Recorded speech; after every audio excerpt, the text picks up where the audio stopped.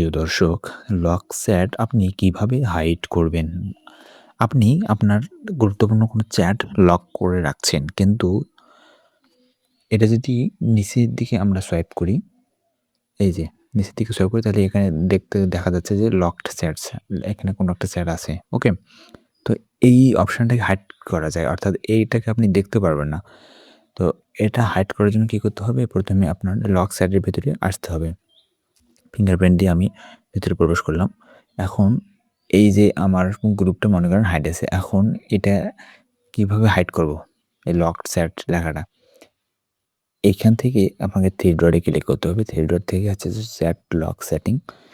Chat lock setting এ click করার পর এইখানে আপনারা দেখতে পাচ্ছেন যে হাইড লকড চ্যাটস। ওকে? এইখান থেকে আপনারা যদি এটা অন করে দেন, তাহলে এখানে এই ইন্টারফেসটা আসবে। এখান থেকে বলতেছে যে ক্রিয়েট সিক্রেট কোড। এখানে একটা আপনাকে সিক্রেট কোড লিখতে হবে। এখন এই কোডে আপনি কোনো শব্দ লিখতে পারেন অথবা কোনো ইমোজি দিতে পারেন। তবে এটা অবশ্যই আপনাকে কি করতে হবে? মনে রাখতে হবে। আপনি যদি এটা ভুলে যান তাহলে কিন্তু চলবে না। ধরেন আপনি কোনো একটা ইমোজি দিলেন, তাহলে ইমোজিটা কোন ইমোজি দিবেন এটা একটু মনে রাখতে হবে। ধরেন আমরা এই ইমোজিটা দিলাম।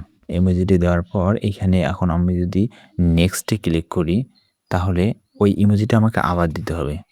তাহলে ওই ইমোজিটা আমি আবার দিই। এই ইমোজিটা আবার দিলাম। দেওয়ার পরে হচ্ছে বলতেছে সিক্রেট কোডস ম্যাচ। এখন আমি ডানে ক্লিক করি। ওকে? এখন আমাদের ওকে হয়ে গেল। এখন আমরা যদি ব্যাকে আসি, ব্যাকে আসার পর এখন আমরা যদি নিচের দিকে সোয়াইপ করি দেখেন আমার কিন্তু এখন আর আসতেছে না। দেখেন, আমি নিচের দিকে সোয়াইপ করতেছি কিন্তু আমার লকড চ্যাট এই কথাটা কিন্তু আর আসতেছে না। এখন কি করতে হবে? এখন আপনাকে ওটাকে খুঁজে পাওয়ার জন্য এই যে সার্চ বারে আসতে হবে। সার্চ বারে আসার পর আপনাকে ওই যে ইমোজিটা আপনি দিয়েছিলেন, সেই ইমোজিটা আপনাকে এখানে দিতে হবে। এই যে দিলাম, এই যে লকড চ্যাট চলে আসলো। ওকে? এখন আমি যদি চাই যে অন্য কোনো ইমোজি দেই দেখেন, অন্য ইমোজি দিলাম। আসতেছে কোনো কিছু? না, নো রেজাল্ট ফাউন্ড। ওকে? তো এভাবে আপনারা চাইলে লকড চ্যাটকেও হাইড করতে পারেন।